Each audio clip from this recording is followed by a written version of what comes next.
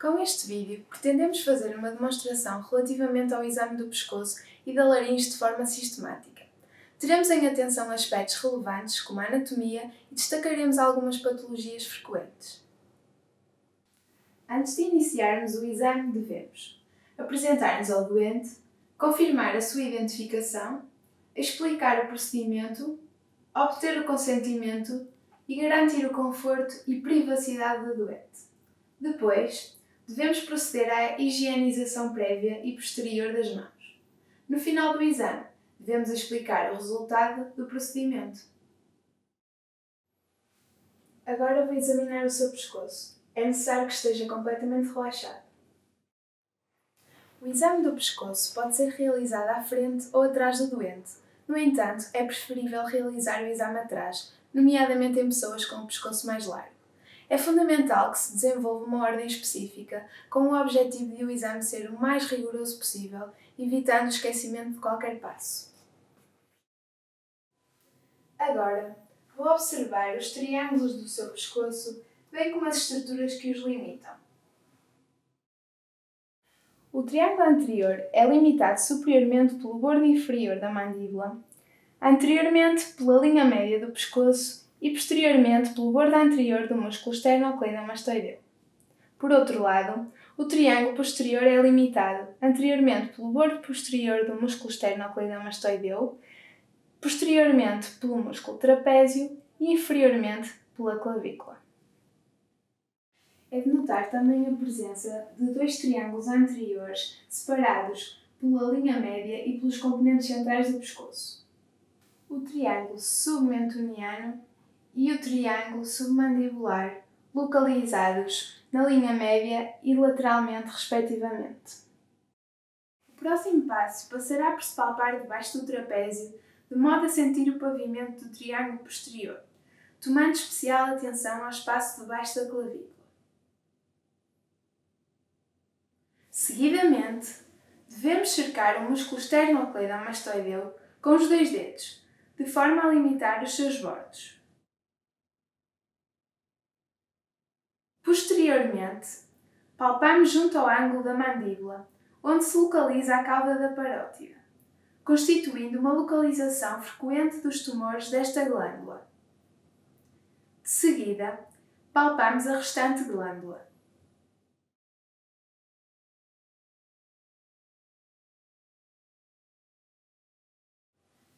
Na linha média do pescoço, palpamos o ocioide, inferiormente a cartilagem tiroideia, um pouco mais abaixo a cartilagem cricoide e, por fim, a glândula tiroideia.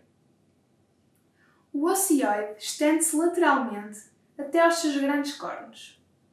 Na linha média, observa-se uma saliência que corresponde à proeminência laríngea da cartilagem tiroideia, sendo esta caracterizada por ser maior nos homens.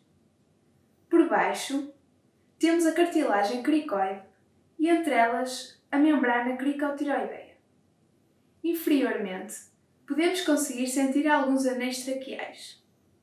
Ainda inferiormente à cartilagem cricoide, palpamos o istmo da tiroide. Esta glândula estende-se lateralmente para os dois lados da traqueia. Se tiver o doente com a cabeça em extensão, pode ser possível ver os contornos da glândula projetados no pescoço. Poderemos pedir ao doente que engula, para que consigamos palpar mais facilmente os bordos da mesma.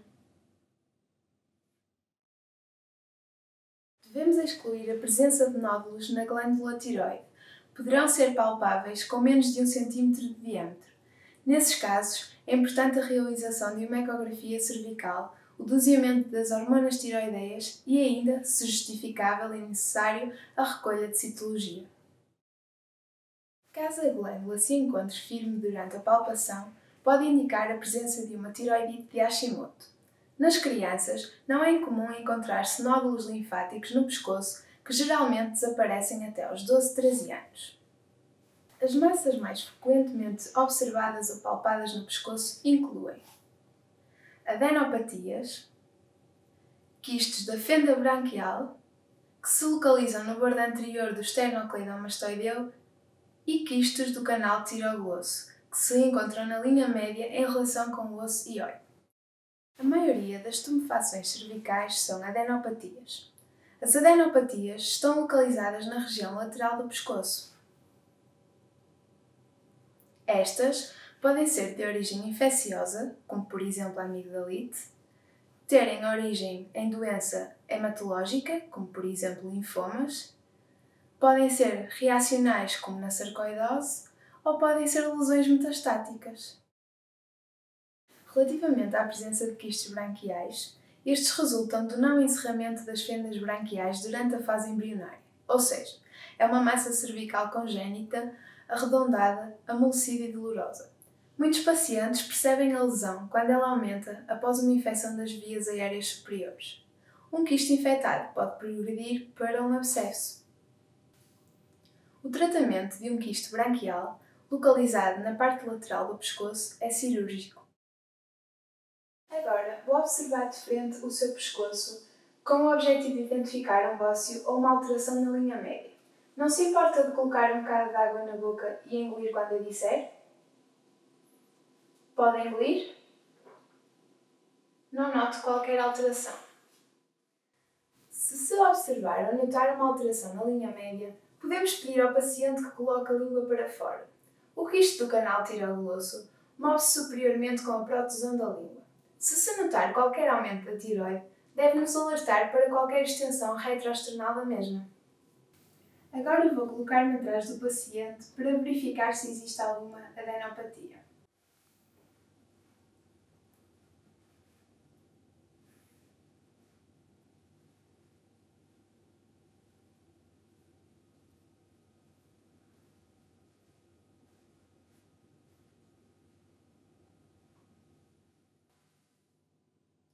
Palpei todas as cadeias ganglionares e não verifiquei a presença de adenopatias. Agora vou-me colocar lateralmente ao paciente para auscultar a tiroide. Vou pedir que inspire e contenha o ar.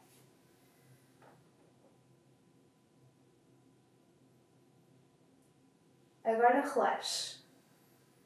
Vamos fazer o mesmo do lado contrário.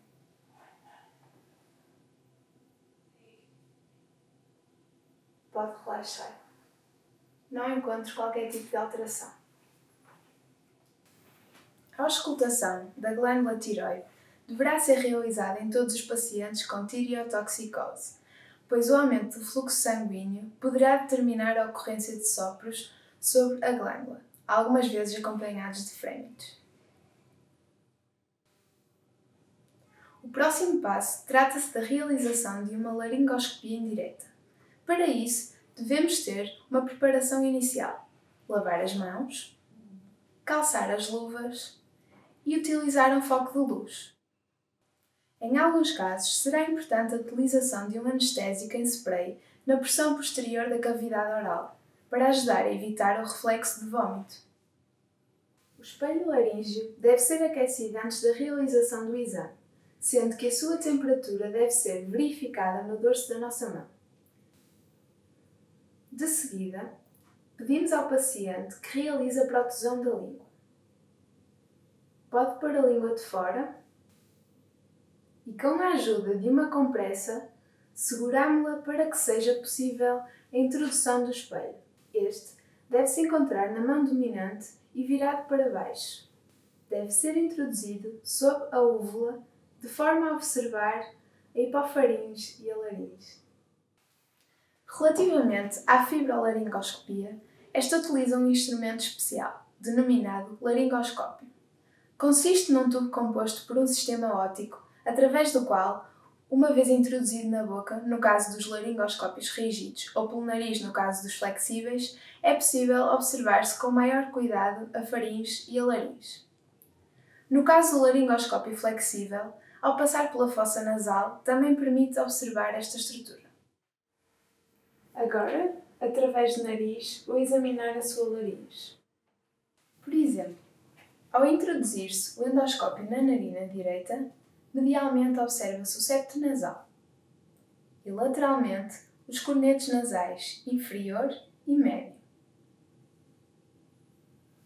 Conforme o fibroscópio percorre em sentido posterior a cavidade nasal até a nasofaringe, é possível identificar lateralmente o orifício inferior da tuba auditiva e, eventualmente, as vegetações adenoideias na parede postero-superior da nasofaringe.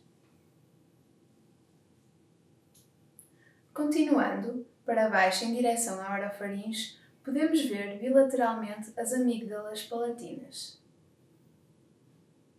A seguir, observamos a base da língua e as amígdalas linguais que são observadas anteriormente à laringe. É importante procurar por massas ou crescimentos assimétricos das mesmas. A epiglote pode ser vista posteriormente à base da língua, separada pelas valéculas epiglóticas, que são os espaços entre a base da língua e a face anterior da epiglote de cada um dos lados, separadas ao centro pela prega epiglótica. Neste ponto, procedemos ao exame da hipofaringe e laringe. Tipicamente, observam-se as cordas vocais, uma de cada lado, que normalmente são brancas. Lateralmente a estas, encontram-se as pregas vestibulares. As lesões mais frequentemente encontradas nas cordas vocais correspondem a nódulos, pólipos e tumores. Em idade pediátrica, a laringomalácia é uma causa comum de estridor em crianças, devendo ser procurada, assim como massas, úlceras ou outras assimetrias. Para melhor avaliação da valécula, solicita-se ao doente que realize a protusão da língua. A mobilidade das cordas vocais é avaliada pedindo ao doente para vocalizar um I. Aponta o endoscópio lateralmente às cordas vocais para observar os seios piriformes, uma localização frequente de tumores. A mobilidade das cordas vocais é normalmente simétrica e completa em adução e abdução, devendo ser avaliada qualquer debilidade ou assimetria na mobilidade das mesmas. Uma parésia vocal ou laríngea é uma patologia relativamente comum. Também se deve prestar atenção à região interaritenoideia, onde surge o orifício superior do esófago. Inferiormente, ao plano das cordas vocais, pode notar-se o espaço subglótico e por vezes é possível verem-se alguns anéis traqueais. Um exame diferente é a laringoscopia direta, realizado sob anestesia em bloco operatório, onde o médico pode introduzir pinças e outros instrumentos através de um tubo, o laringoscópio rígido, o que possibilita a remoção de amostras dos tecidos, corpos estranhos laríngeos ou esofágicos e a realização de pequenas intervenções cirúrgicas. Espero que este vídeo tenha sido esclarecedor em relação aos temas abordados.